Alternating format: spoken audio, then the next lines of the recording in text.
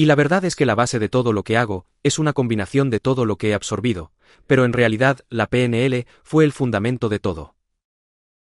Y traje a Richard, lo llamé. No había tenido el privilegio de aprender de Richard. Había conocido primero a John, son mundos distintos.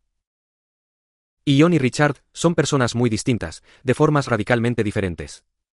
Y aunque tengo muchísimo respeto por John, por su elegancia y su forma de hablar, yo estaba más vinculado a Richard, francamente, porque soy un poco loco y a veces la gente me percibe así, y a Richard también a veces. Y llegó, y antes de presentarlo, le dije a todo el grupo, la gente ha sido muy juguetona y un poco loca, y aprende a hacer interrupciones de patrón y cosas así. Y entonces le dije, Richard, ya sabes, él viene de otro mundo. Vengo un poco de la calle. Creo que Richard tiene un poco de eso. En la calle, es otra forma de conectar con la gente. Y el respeto es súper importante. Y no quiero que se malinterprete nada. Está saliendo aquí. Quiero asegurarme de que realmente lo cuidemos. Todo el mundo dijo que sí. Y entonces Richard se acercó y alguien más se acercó e interrumpió lo que estaba haciendo, esa repetición tonta del patrón. Y entonces se acercó otro niño, y Richard estaba siendo de verdad maravilloso y muy cercano. Y la siguiente persona se acerca y lleva como un sombrero negro y una capa. Y dice, tengo un problema. Y empieza a hablar como si fuera el padrino. Y Richards intentando tener paciencia. Lo recuerdo vívidamente, no sé si él se acuerda de esto con tanto detalle. Es como, ¿qué le pasa? Y tenía a este pequeño a su lado. Dice, es mi hijo. Es mi hijo. Dice, ¿qué problema tiene tu hijo? Y me dijo, y el hijo empieza a hablar como el pato Donald, ¿no? Así que Richard seguía siendo maravilloso. Hice que el tipo se sentara. Está como, déjalo en paz. Déjalo que hable, ¿no? Un tipo se acerca corriendo, se sienta en la silla de Richard y le quita el sombrero a Richard. ¿Te acuerdas de esto? Y las gafas de sol. Se acuerda de todo. Lo coge, se pone el sombrero, se pone las gafas de sol y se sienta en la silla de Richard mientras él está de pie en el escenario. Y mis ojos van así. Pero fue la última vez que tuve el privilegio de estar con él. Así que quiero compensarlo aquí haciendo que todos le demos a este hombre el respeto que se merece. Este es el hombre sobre el que se construyen todas nuestras herramientas. Cuando suba aquí, vamos a darle el honor y el respeto que merece por todo lo que ha construido. Y todos vosotros, si os habéis beneficiado de mí, os habéis beneficiado de Richard. Y tenemos el privilegio de tenerlo aquí en persona. Yo solo pensé que sería algo maravilloso, a estas alturas de la vida, poder vivir a Richard tal como es.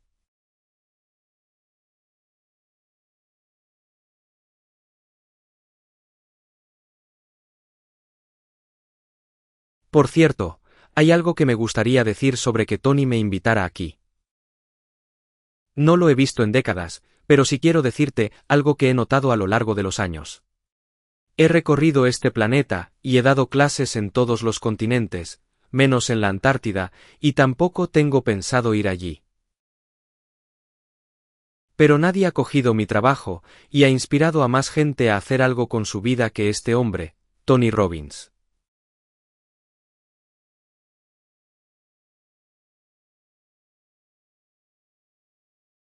Como norma general, probablemente convendría prestar atención. Recuerda, ante todo, soy hipnotizador. Y eso significa que voy a estar hablando a las dos mentes, no solo a tu mente consciente, sino también a tu mente inconsciente. A ver, para ponerte un poco en contexto, cuando empecé en 1970, las ideas que se tenían sobre el cambio personal, porque la mayor parte de lo que hoy se dice sobre desarrollo personal y cosas que hace Tony, Mary Morrissey y todo eso, surgió del movimiento del potencial humano, que fue una reacción a la psiquiatría. Los psiquiatras de entonces diagnosticaban todo, y casi todo se definía de algún modo como un problema. De hecho, cuando empecé, el DSM, que era la lista de trastornos mentales, era solo así de gordo. Y luego, unos años más tarde, era así de gordo. Y el DSM-3 eran 2 volúmenes.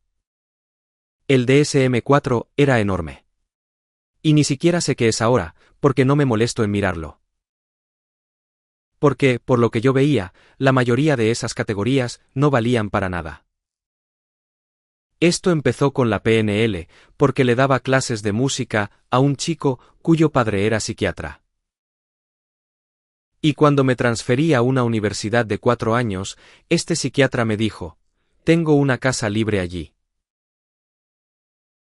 Ahora, nunca había oído a nadie decir eso. Crecí prácticamente sin nada. Y me acuerdo de cuando tuvimos una tele por primera vez. Y me acuerdo de quedarme mirándolo, aunque estuviera apagado, y pensar, qué pasada. Ni siquiera sabía para qué servía. En los años 50, era un invento bastante nuevo. ¿Verdad? Y era pantalla verde, y en blanco y negro. Y solo estuvo unas pocas horas hoy. Y esto fue una gran innovación. Así que en mi vida, he visto eso. He visto a gente ir a la luna. La gente solía decir que, si algo era imposible, decían, es tan imposible como intentar poner a un hombre en la luna. Hemos ido y vuelto 7 veces. La gente murió en la luna. La mayoría de la gente no lo sabe. 2 personas murieron en la luna, solo, porque no estaban pendientes de lo que estaban haciendo. Había una mancha solar, y no volvieron a la cápsula espacial lo bastante rápido, y murieron en la luna. Y la NASA no sabía cómo hacer esas cosas. Y cuando ayer hablaba con Tony sobre la NASA y la simple idea de que iban a hacer algo tan imposible, porque fueron a Kennedy y de hecho dijeron, hay 3 cosas que podríamos hacer. Podríamos alimentar a todo el mundo en el planeta. Dice, probablemente podríamos curar la mayoría de las enfermedades, o podríamos ir a la luna. Y Kennedy dijo, vamos a la luna. Y mucha gente en aquella época se ofendió mucho por eso. Y una de las cosas raras, es que una de las razones por las que tenemos curas para enfermedades y erradicamos la viruela, es gracias al programa espacial. Porque inventamos la aguja hipodérmica desechable. Y todas las cosas que hubo que inventar llevaron a todo lo demás. Tus teléfonos móviles y todo lo que pasa ahora, las enormes corporaciones que emplean a millones de personas. Gran parte de todo eso es resultado directo de intentar hacer algo que era imposible. Yo crecí en un mundo en el que la mayoría de la gente, después de la Segunda Guerra Mundial, estaba haciendo cosas, construyendo casas. La economía iba bastante bien en aquella época porque teníamos a un general al mando del país. Dwight D. Eisenhower era presidente. Me acuerdo de que se presentó contra un tipo llamado Adlai Stevenson, que era superliberal, que estaba interesado en alimentar a la gente de otros países. Dwight D. Eisenhower dijo, lo que necesitamos son carreteras. Y había gente que decía, ¿cómo puedes votar por alguien que quiere construir carreteras? Simplemente habría más coches. Pero eso generó empleo. Condujo a construir hospitales. Condujo a una economía que nos ha hecho, y especialmente a vosotros, bastante ricos.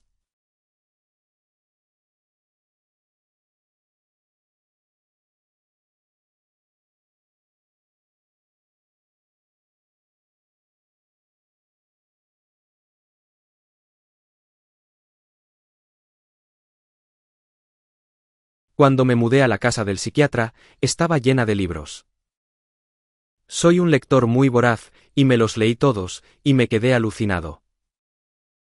Más de 100 libros, y ni uno decía ni una sola cosa que pudieras hacer para cambiar nada. Ni uno, salvo tomar drogas. Y recuerda, estamos en los años 60. Sabía mucho de drogas. Fui a la universidad. Y no ayudaron. Lo siento. Fui músico, y te lo digo claro, las drogas no hacen a la gente más inteligente. Tocaba en grupos con gente que consumía cantidades enormes de drogas, y nunca se volvieron más listos. De hecho, se volvieron cada vez más tontos y más tontos. Y por suerte, pasan ciertas cosas. Un bajista de mi banda que se tomaba cualquier droga que encontrara en cualquier sitio, un día, en los 60, abrió el botiquín de mi baño, cogió un par de pastillas, vino hacia mí y me dijo, ¿esto me pondría colocado? Y le dije, esas son las píldoras anticonceptivas de mi novia. Dije, no te vas a quedar embarazada, pero quizá te pongas de mal humor una vez al mes. Eso es más o menos lo mejor que van a hacer por ti. Ahora, cuando me leí todos estos libros, le dije al psiquiatra. Vino a visitarme y le dije, ¿hay algún psicoterapeuta que de verdad pueda hacer algo y conseguirlo? Y me dijo que conocía a una mujer llamada Virginia Satir. Y Virginia justo iba a visitarla. Así que empecé a hacerle preguntas. Yo estudiaba ciencias de la información, y sabía de información. Sabía de matemáticas. Sabía de ecuaciones. Sabía de lógica simbólica. Sabía programar una computadora. Y en aquella época, era muy complicado. De hecho, trabajé en uno de los lenguajes. Porque eso era cuando un disquete tenía este tamaño. Se llamaba RK-05. Necesitabas una camioneta para llevar un programa a casa de otra persona. El mundo ha cambiado muchísimo a lo largo de las décadas. Pero cuando llegó Virginia y empecé a hacerle preguntas, le dije, bueno, ¿cómo sabes lo que vas a hacer? Y ella dijo, escucho a la gente. Y le dije, bueno, ¿cómo sabes en qué fijarte? Eso es lo que hacen los matemáticos. Queremos poder representar las cosas en un cálculo y calcular qué hacer después. Y fue gracioso porque había un psiquiatra allí. Y el psiquiatra no dejaba de interrumpirme y de decir cosas como, eso no importa. Y Virginia decía, claro que sí. Y me dijo, tengo esta intuición que me dice qué hacer. Y yo le dije, bueno, ¿qué le dice a tu intuición qué hacer? Pues, si prestas atención a tus intuiciones, entonces sabrás qué hacer. Entonces, fui a ver a Virginia trabajar con la familia. Y eran 3 horas en coche. La llevé yo porque no conducía muy bien. Y de camino, me dijo que metiera la mano en su bolso y sacara una correa de cuero, una tirita de cuero. Y yo dije, ¿y esto para qué es? Y me dijo, voy a ver a esta familia. Dijo, voy a hablar con la madre. Dijo, voy a hablar con la hija. Y ella dice, y el paciente identificado, porque así es como lo llamaban en la terapia familiar en aquella época, era un delincuente juvenil y un montón de otras cosas con tendencias esquizofrénicas. Siempre tenían esas etiquetas tan bonitas para todo, que básicamente vienen a decir que no vas a hacer lo que ellos quieren que hagas. Y nunca he conocido a nadie en un hospital psiquiátrico que esté alegre. No vas a un hospital psiquiátrico porque seas alegre. Y lo que pasó fue que, como me dice Virginia, ella me dice, cuando hablo con el padre, la niña va a tener una crisis epiléptica. Quiero que subas al escenario y le pongas esto entre los dientes para que no se muerda la lengua. Y pensé, qué bien. ¿Puedes provocar que la gente tenga crisis epilépticas? Y ella dijo, no.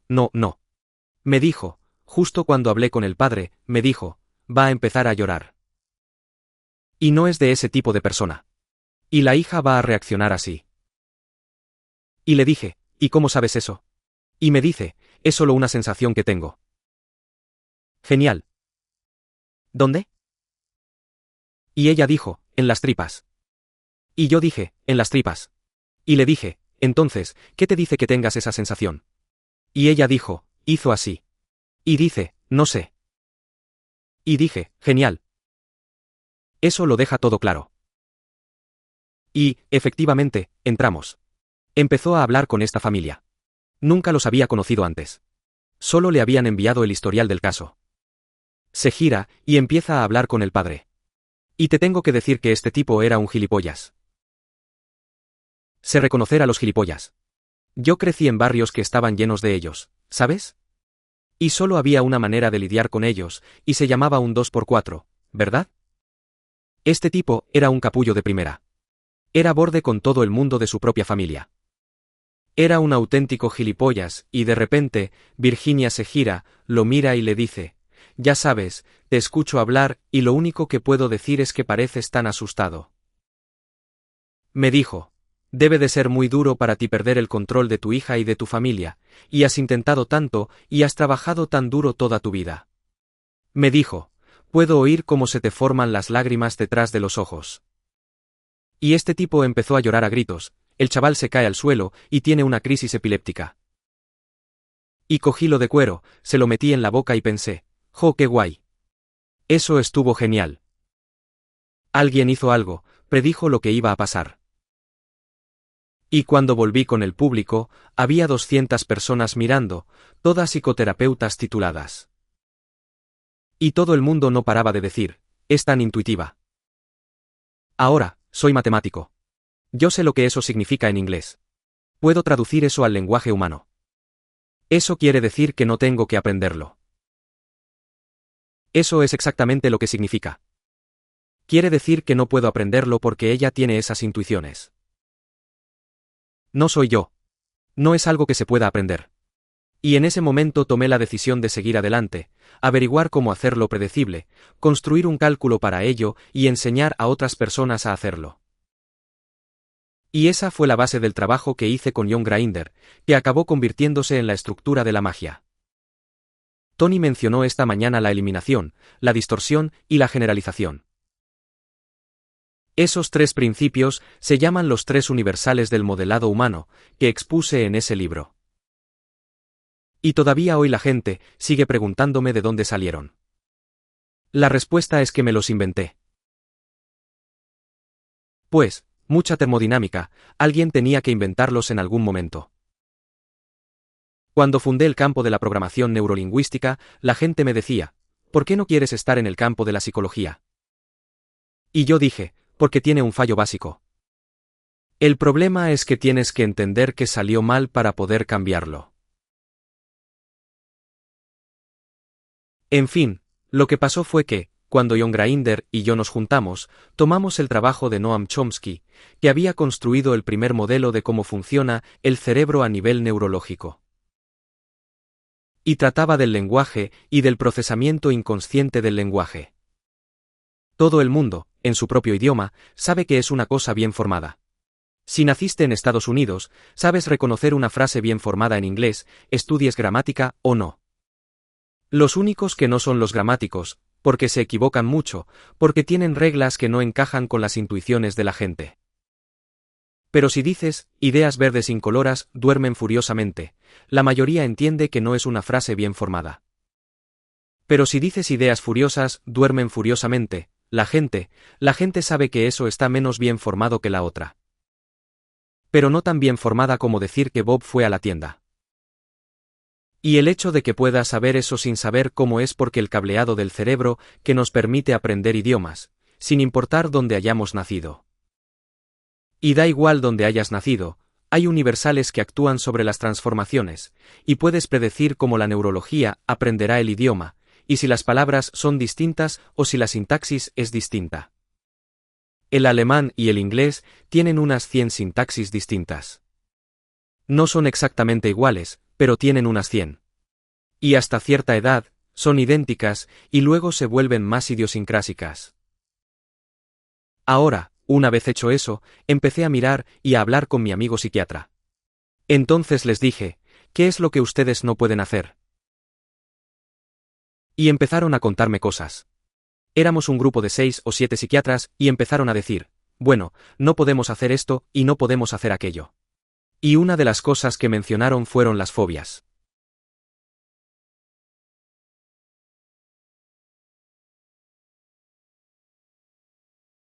Y traedme a una persona que tuviera una fobia y la superara. Y todos me miraron y dijeron, ¿cómo íbamos a saber si alguien ha superado una fobia? Y dije, bueno, yo conozco una manera. Así que puse un anuncio en el periódico. Y puse literalmente un anuncio que decía, si tenías un miedo terrible, un miedo abrumador, un miedo fóbico, y lo superaste, te pago $100 por entrevistarte. Y luego, les hice una prueba con el detector de mentiras, para asegurarme de que no me estuvieran tomando el pelo, que era como el 90% de ellos, por cierto. Y por cierto, conseguí un detector de mentiras muy chulo de una agencia que prefiero no nombrar. Pero yo también era físico, así que también hice algunos trabajos para ellos. Y cuando hice las entrevistas, toda la gente me contó prácticamente la misma historia. Había partes idiosincrásicas, pero todos decían, llegué a un punto en que empecé a hartarme de ello. Tony hablaba del umbral. Iban, y siempre era algo, como que había un tío que era piloto de carreras. Ahora este tío se mete en un coche, conduce a cientos de kilómetros por hora, entre un montón de coches. Para nada. Pero no podía subir en una escalera mecánica. No podía hacerlo. Se me aflojaron las piernas. Lo llevé a un centro comercial con una escalera mecánica de 4 pisos. Ni siquiera podía acercarse andando. Se le doblaron las piernas. Se dejó caer al suelo y empezó a retorcerse. Y pensé, eso está genial. Dije, puedes meterte en el coche y conducir a cientos de kilómetros por hora, a centímetros de otro coche, y no puedes subirte a una maldita escalera mecánica. Y dije, ¿y cómo haces eso? Lo dije porque ni siquiera llegaste a la escalera mecánica. De hecho, cuando lo llevé de vuelta a mi despacho y empecé a hablar de estar en el centro comercial, se aterrorizó y no había escalera mecánica. Ahora con los años descubrí que cuando hago seminarios, traemos serpientes, arañas, todo tipo de cosas. Y no andamos con tonterías. Traemos la araña, más jodidamente, grande que te puedas imaginar, del tamaño de mi mano. Estas son arañas profesionales. Voy a escuelas de primaria, y caminan sobre las manos de los niños. Pero al principio de la semana, cuando digo que lo voy a hacer, hay gente que se asusta un montón. Se ponen de pie y dicen, no me puedo quedar al seminario si vas a traer a un Snyder. No me puedo quedar si vas a traer una serpiente. Y les tengo que señalar, les digo, mira, ahora mismo estás aterrada, y aquí no hay arañas. De hecho, una vez, el último día, había una mujer gritando en su silla, diciendo, no sé si pueda quedarme en la sala, porque la serpiente está aquí. Y la serpiente, el tipo con la serpiente, perdió su viaje. Así que la serpiente llegó tarde. Fue en Londres. Había muchísimo tráfico.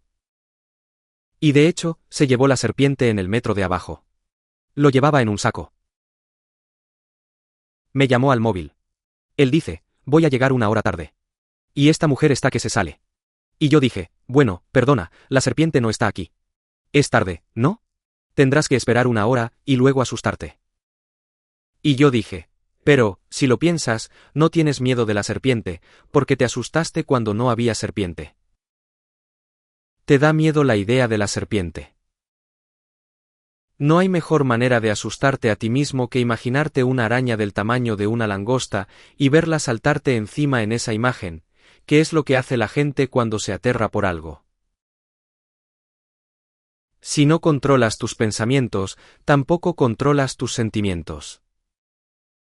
Todo lo que Tony demostró hoy fue para poner las cosas en perspectiva. Ahora, yo soy un poco más directo con eso. Yo soy más bien un mazo. Tony es un poco más como un artista. Se lleva bien con la gente. Es muy amable. No lo soy. Te aviso de antemano. Soy de esa gente que, si no me gusta tu mente consciente, la aparto y hablo con tu mente inconsciente. Esas personas que salían en esa peli, Out Cold, o sea, no me caían bien personalmente hasta que acabé, y luego seguramente sí, porque se me acercaban a quejarse de cosas. Ahora, hay un punto en el que la mayoría de la gente no entiende el poder de tu neurología. Tienes millones y miles de millones de neuronas, y cada una habla con entre 10 y 100 más. Hay tantas neuronas en tu cerebro como estrellas en el cielo, lo que significa que el número de configuraciones es infinito. Y lo que pasa es que, cuando empiezas a pensar en algo que te da miedo, o en algo que te frustra, o en algo que te preocupa, eso entra en un bucle neurológico. Ahora, por diminutas que sean, la forma en que saben hacerlo es por tamaño, de modo que estas pequeñas neuronas pasan a la siguiente en tamaño, aunque haya miles de millones de ellas entrelazadas. Así es como puedes tener el mismo problema una y otra vez, y también el mismo éxito una y otra vez. Si sabes cómo abrir una puerta, llegas y tienes una puerta nueva. Está lo bastante cerca de otras puertas como para que hagas esto. Y mientras no hayas leído la palabra empujar al revés en ella, te irá bien. Ahora, cuando a la gente la interrumpen, cuando intenta empujar una puerta y en realidad es de las que se tiran, estoy siendo zurdo. Cuando reformé la primera casa que compré en California, soy como Tony, me escapé y me fui. Salí antes que él y por motivos distintos, pero parecidos en la estructura, sobre todo me afectaron los impuestos y cosas así. Me fui del país. Fui a Irlanda. Me largué de allí a lo grande. Ya estoy de vuelta en Estados Unidos. Vivo en Texas, como Florida, pero sin mar alrededor. No tengo una vista así desde mi ventana. Y en verano, hace calor. Y hoy está lloviendo a cántaros, pero yo no estoy allí. Ahora, lo mejor que puedes aprender de mí hoy, porque solo tengo poco tiempo contigo, es a tomar el control de tus pensamientos. Porque, si cambias la forma en que piensas, cambiará cómo te sientes y por tanto, cambiará lo que puedes hacer. Ahora con el paso de los años, porque antes iba a los hospitales y hacía cosas de locos, jodidamente locas. Porque, siendo físico, sé cómo es la realidad. Y cuando los psiquiatras hablan de la naturaleza de la realidad, ni siquiera sospechan nada sobre la realidad. No se me ocurre un grupo de gente que estuviera más desconectado de eso. Me dirían algo así como, bueno, tengo un paciente y tuvo una crisis nerviosa. Y yo les decía, bueno, ¿qué nervio se rompió? Y ellos decían, bueno, no es eso lo que quiero decir. Voy a ir, pero eso es lo que dijiste. Y yo diría, metes a un hombre en el hospital por tener un nervio roto, y me estás diciendo que no tiene un nervio roto. Y dirían, bueno, así es como describimos algo. ¿Cómo?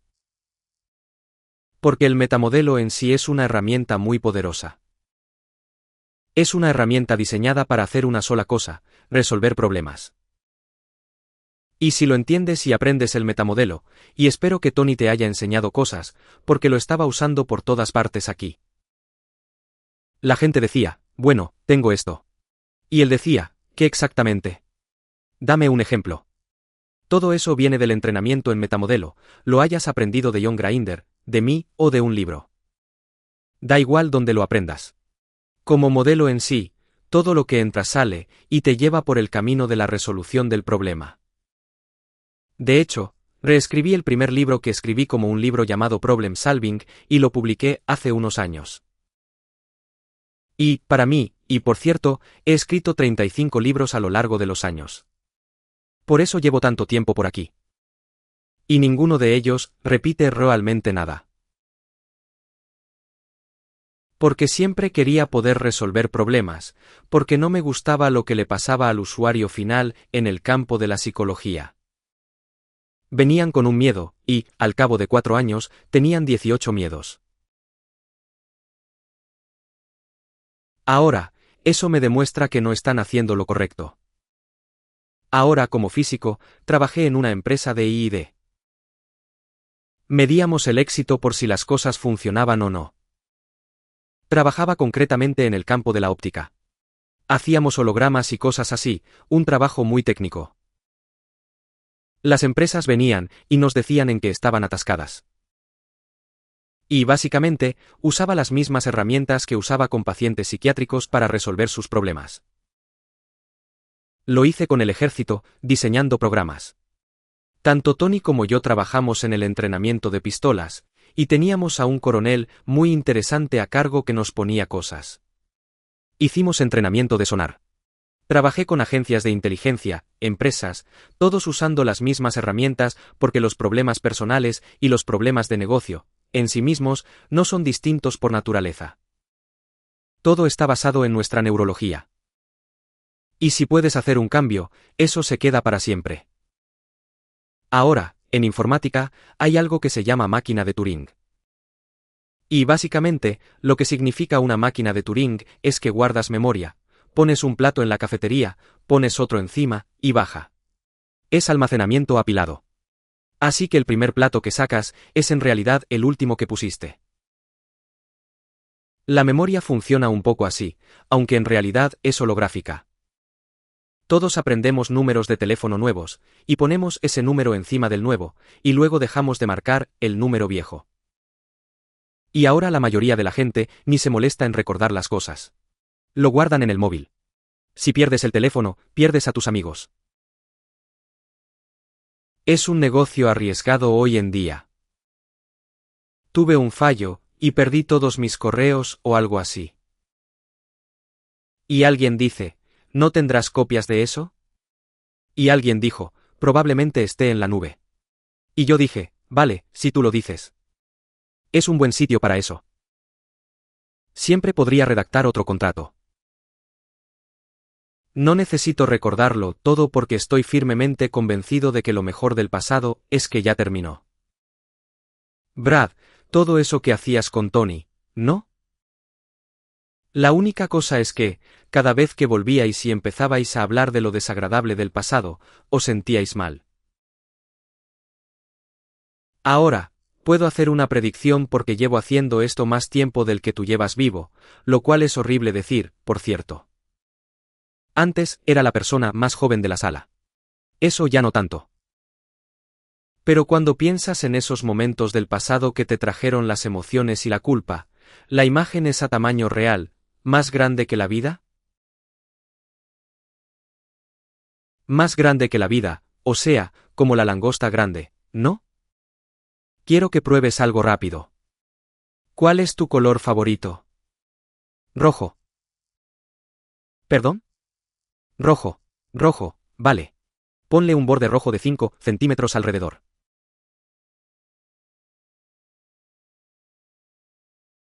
No necesita micrófono.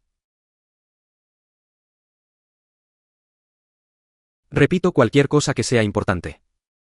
Vale, ¿lo hiciste? Vale, mira. Interrupciones del patrón. El único problema de las interrupciones de patrón es que no duran. Te toca estar interrumpiéndolos una y otra vez. Vale, un recuerdo a lo grande. Ponle un borde alrededor, un borde rojo. Cuando tengas el borde rojo, redúcelo al tamaño de un sello y luego haz blanco, negro, y ve muy rápido. ¿Lo tienes? Vale. Ahora, quiero que intentes volver atrás y sentirte mal por eso. Ups. Vale. Eso se llama cambio neurológico. Mira, si lo mejor del pasado es que ya se acabó, tienes que hacer algo con él. Estabas activando esas neuronas que llevaban a esa mala sensación, y luego daba vueltas hasta que se habituaba, porque todos los nervios se habitúan. Mira, de hecho, hay una mujer que se llama Dorothy Kimura. Es neuróloga. Y en 1972, me topé con un artículo de revista escrito en una revista de neurología. Y los ojos te vibran todo el rato así. Y la razón por la que hacen eso es que, si se quedaran quietos, los nervios se habituarían en tu cerebro. Así que tus ojos están temblando microscópicamente todo el tiempo. Así que, siendo la científica que siempre fue, le colocó una imagen en una cosa al globo ocular, a ambos globos oculares, una imagen pequeñita. Y la gente lo miraba, y luego se iba, y desaparecía porque no estaba activando otro nervio. Y en cuanto el nervio se habitúa, simplemente deja de hacer lo que estaba haciendo. Y entonces les preguntó, les dijo, ¿de qué era una imagen? Y para su sorpresa, el 85% de la población se detuvo y miró hacia arriba a la izquierda. Ahora, cuando leí ese artículo de revista, pensé, eso es muy interesante. Así que fui a mi clase en la universidad, tenía 300 personas, y dije, ¿de qué color son los ojos de vuestras madres? Y todos miraron hacia arriba a la izquierda, excepto los que llevaban el reloj en este brazo. Eran zurdos. Y de ahí salieron las claves de acceso, ese pequeño gráfico que salía al principio de esa película y que te dice cosas. Ahora, cuando vi a Virginia trabajar, volví atrás y me fijé en Virginia. Me di cuenta de que Virginia hacía algo, cuando la gente se acercaba, ella decía, ¿qué quieres? Sin darse cuenta, no conscientemente, seguía el movimiento de sus ojos y cambiaba sus predicados. Así que con algunas personas, decía, ¿qué ves que necesitas? Y con algunas personas, les decía, ¿qué sientes que falta? Y con algunas personas, decía, ¿qué te dices que es el problema?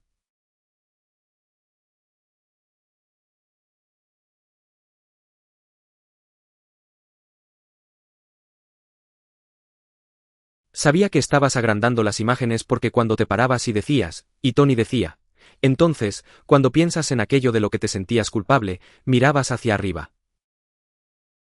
Lo que fuera, no era tan grande. Que si observas a la gente, la mayoría de las veces te das cuenta. Ahora, sé que lo que hizo cambió tu actitud y te impulsaría hacia el futuro. Pero, si el pasado no te frena, vas a avanzar más rápido porque podrás alinear tanto tu actividad consciente como inconsciente para ir en la misma dirección.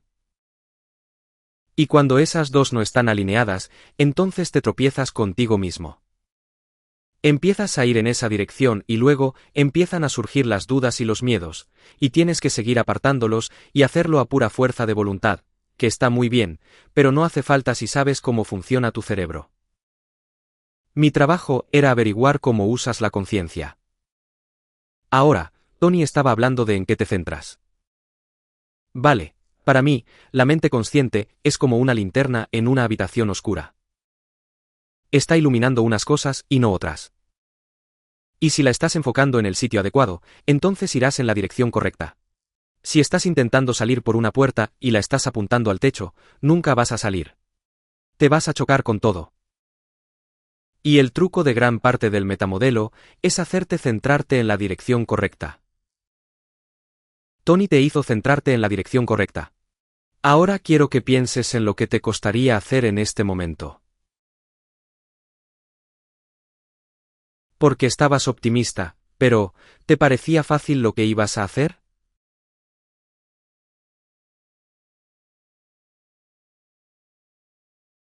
¿De verdad? ¿Perdón? Sí. Vale, porque lo único que hiciste fue coger esa capa de neuronas y poner algo encima. En vez de ir habituándote y luego empezar otra vez, por eso era difícil hacerlo. Por eso la gente siempre dice, ahora mismo no lo puedo hacer bien. Entiendo a gente que le dan pánico los ascensores, y entonces subimos y bajamos, y dicen, creo que mi fobia hoy está cansada, porque no pueden justificar que las cosas pasen tan rápido. Pero es más fácil cambiar algo rápido que hacerlo poco a poco. ¿Perdón? Ah, lancha rápida. Mientras no vaya a acabar en el techo, me vale. Es la primera vez que doy clase en una carpa desde que trabajé para Tony, hace años. Tenía una carpa enorme detrás de un hotel, con 2000 personas dentro. Creo que estaba casándolos a todos cuando llegué. No sé exactamente de qué iba eso, pero tenía a alguien casándolos por un día para que aprendieran a controlar sus finanzas y esas cosas. Al menos eso fue lo que dijo. En fin, en mi trabajo a lo largo de los años, he ido tomando proyecto a proyecto. Hice un proyecto sobre fobias. Hice cosas sobre la ansiedad. Entonces, empecé a recorrer hospitales psiquiátricos y a escuchar lo que me decían los médicos. Por ejemplo, tenía un cliente. De hecho, hay una película sobre un cliente que tuve.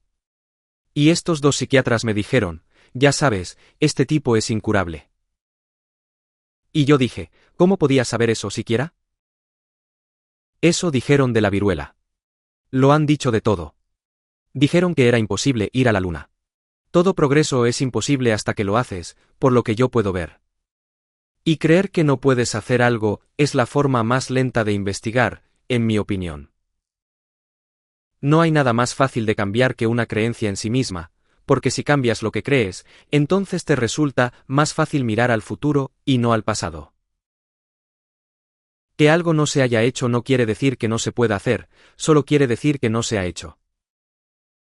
Y cuando te dejas imaginar el futuro, y todas las posibilidades, teniendo en cuenta que tienes miles de millones y miles de millones de neuronas que podrían dirigirse en cualquier dirección, solo necesitan ese enfoque, esa linterna iluminando la luz correcta.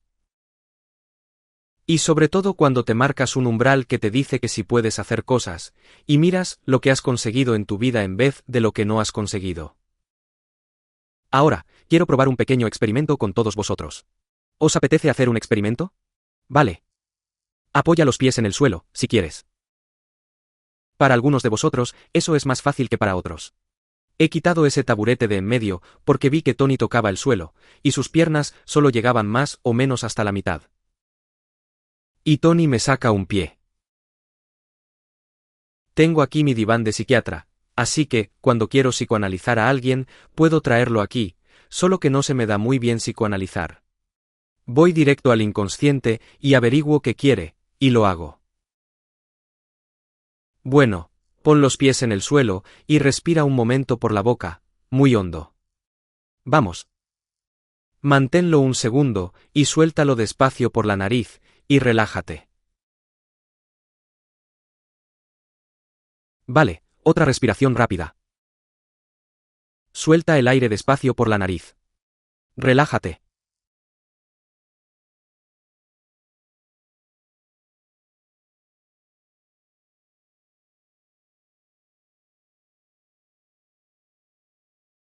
Mi mujer me enseñó eso.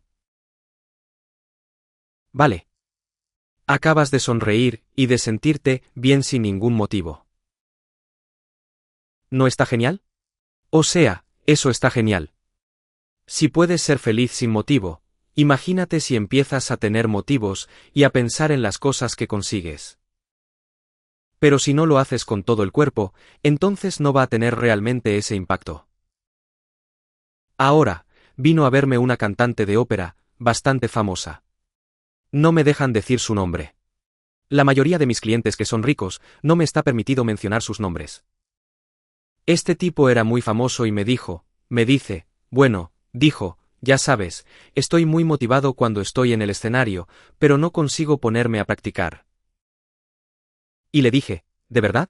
¿Cuál es la diferencia?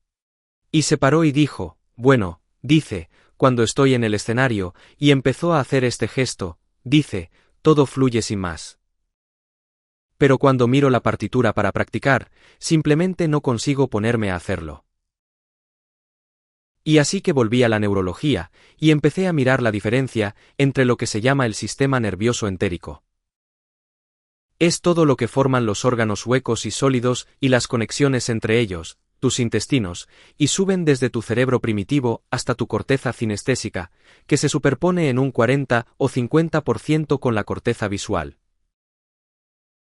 Y empecé a pensar, bueno, si pudieras hacerlo a propósito, porque si piensas en algo que quieres hacer, ahora mismo, eliges solo algo que quieras hacer. Déjame preguntarte esto. ¿Hay alguien aquí que tenga un recuerdo en el que piensa demasiado cada día, algo que te molesta 2 minutos por aquí, 3 minutos por allá, un par de minutos por allá? ¿Tú sí? ¿Cómo se pronuncia tu nombre otra vez? Aracel. Vale, y entonces, si sumaras 2 minutos y 5 minutos, o 3 minutos aquí y allá, ¿te daría 30 minutos, 1 hora, 2 horas? ¿Cuánto al día? Lo siento, no te oigo. 30 minutos al día. Bueno, eso no parece mucho, la verdad. Eso es un poco más de 150 horas al año. Claro, 10 años son 1500 horas. Y en 40 años, son 6000 horas que vas a dedicar a pensar este pensamiento y sentirte mal. ¿Eso te parece inteligente? No, no lo parece. ¿Quieres hacer algo al respecto? Vale, ¿por qué no subes aquí y te sientas a mi lado?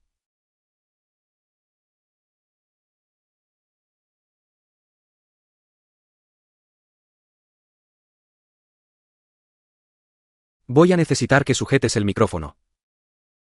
Vale. Va a estar ocupada. Vale. Así que si habla, le pones el micrófono delante de la boca, más o menos aquí. Vale, vale. Porque soy mayor, un poco sordo. Soy como... Pero, en cuanto me agarro a un hueso, no lo suelto ni de coña. Vale. Mira, estamos hablando de que tienes 6000 horas, ¿vale? En los próximos 40 años, con las que podría hacer lo que quisiera. Piénsalo. Es muchísimo tiempo, joder. 6000 horas para tener más éxito, para ser más inteligente, para leer, para tener sexo. Hay un montón de cosas que podrías hacer con 6000 horas. La gente siempre se me queja, no tengo tiempo suficiente. Y luego descubro que desperdician muchísimo de ese tiempo. Yo les digo, ¿cuánto tiempo pasas al día preocupándote por todo tipo de cosas que luego no haces nada por solucionar? Y al final se va acumulando. A algunas personas les lleva 2, 3 horas al día. Habla de 30 minutos, pero eso es solo una idea. Vale, así que cuando piensas en esta idea, vale, sea lo que sea, no hace falta que nos la cuentes. No soy terapeuta. No soy un voyeur de la mente. No me importa que sea. Solo quiero que me digas dónde está. Si te paras a pensarlo en tu campo visual, ¿dirías que ese punto está ahí? En mi campo visual. Sí, bueno, sabes en qué estás pensando, ¿no? Sí. Vale, entonces, ¿dónde está? Entonces, está aquí. Está abajo. Vale. ¿Y qué tamaño dirías que tiene? ¿Es del tamaño de un móvil, o es más grande que un móvil? Es un poco más grande que un teléfono móvil. Un poco más grande. Así que tienes esta imagen ahí abajo. Y cuando miras esta pequeña imagen, ¿te sientes mal? Sí.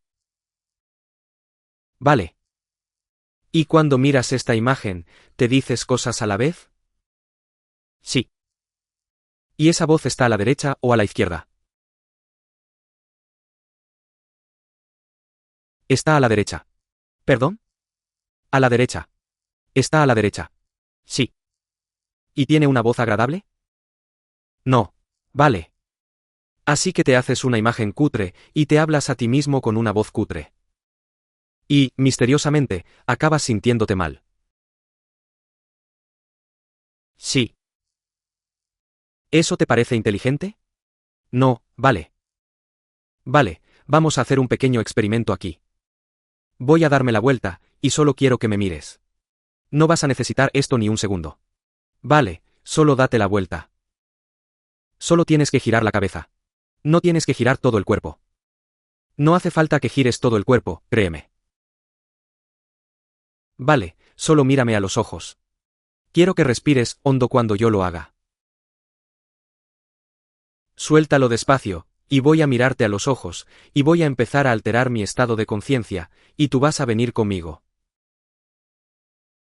A ver, eso es. Tu visión periférica empezará a estrecharse un poco. Y ahí vamos. Vamos a ir mucho más profundo ahora. Así es. Sube un poco y ahora baja, vuelve a bajar. Eso es, allá vamos. Más y más profundo, y todavía más profundo. Ahora solo cierra los ojos, y voy a levantarte el brazo, y se te va a poner rígido así, y se va a quedar así. Y va a bajar al ritmo, y a la velocidad a la que entres en un estado profundo y relajado, porque quiero que tu inconsciente esté de tu parte en todo. Quiero que tu inconsciente, que está lo bastante cerca como para escucharme, entienda que cuando tu mano toque tu rodilla, va a pasar algo de verdad muy gracioso. Vas a mirar esa imagen, y te va a parecer tan ridículamente absurda que no vas a poder parar de reírte. Dicen que la risa es la mejor medicina, y dicen que luego mirarás atrás y te reirás, y mi norma es, ¿para qué esperar? Vamos, 1, 2, 3. Ahí vamos. Más risas. Dóblalo, y vuelve a doblarlo. Mira esa imagen. Cuanto más la miras, más graciosa se va a poner. Te ha estado chupando los momentos de tu vida. Porque cuando te hablas a ti mismo con voces feas, y te haces imágenes que te hacen sentir mal, eso se lleva la moneda de la vida. La moneda de la vida es como gastas tus momentos. Eso es todo. Y cuando desperdicias esos momentos y los tiras, en lugar de tomar decisiones racionales al respecto. Ahora, como te estás riendo de eso, y eso se siente mejor, ya de paso puedes mover los dedos de los pies y reírte todo el rato. Ahora lo que quiero que hagas es darte cuenta de que voy a volver a levantarte el brazo una vez más. Pero esta vez vas a ir muy hondo y relajarte de verdad. 1, 2, relájate de verdad. Hasta el fondo. Ese es tu cabeza cayendo. Déjate relajar. Así es. Más hondo, y todavía más hondo. Ahora, mientras tu inconsciente me escucha, tengo una sugerencia. Como hipnotizador, tengo muchas. Mi sugerencia es que pienses en algo mejor que hacer, algo que haría tu vida maravillosa, algo que de verdad deseas lograr, algo que sea un reto.